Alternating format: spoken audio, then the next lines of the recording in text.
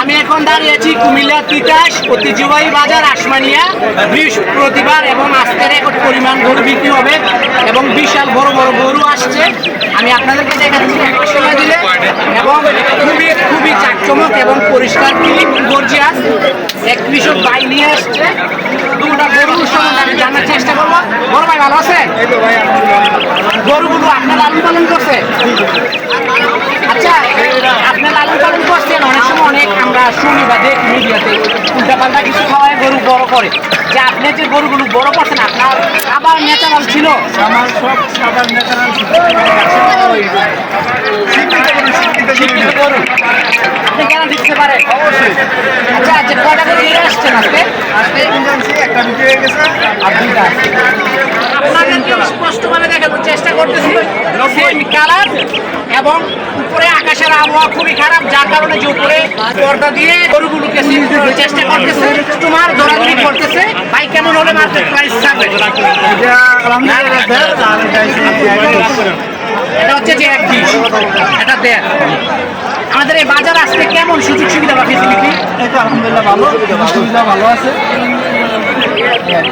খুশি তো আপনি আসার পর?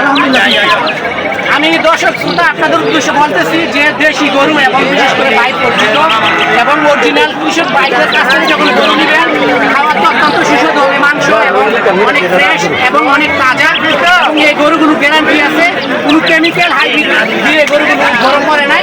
তবে যারাই বাজারে আসবেন অভিজ্ঞতা লোক নিয়ে আসবেন এবং ভালো গরু এবং দেশি ঘাস এবং ভুসি খাওয়াই যে গরুগুলো লালন পালন করে, এই গরুগুলো কি ভাই ঘুমা দিত?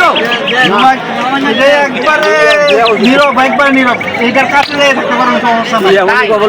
একবারে নীরব, একবারে ভাড়ের মতো। কোনো ভাই আসছে এবং ভাই বলতেছে এই গরুটা কি ঘুমা দিত বড় ভাই? না না, পুরোটাই ভদ্র।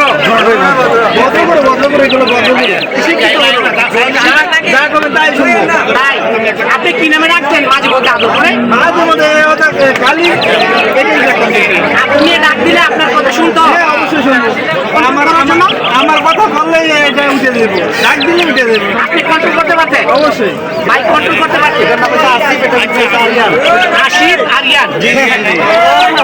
প্রিয় দর্শক শ্রোতা, ভালো থাকবেন, ভাইদের জন্য দোয়া করবেন। এমন তাজা গরু দেশি গরু নেওয়ার জন্য চলে আসুন আমাদের আসমানিয়া বাজার। সবাই ভালো থাকবেন, সুস্থ থাকবেন। আজকে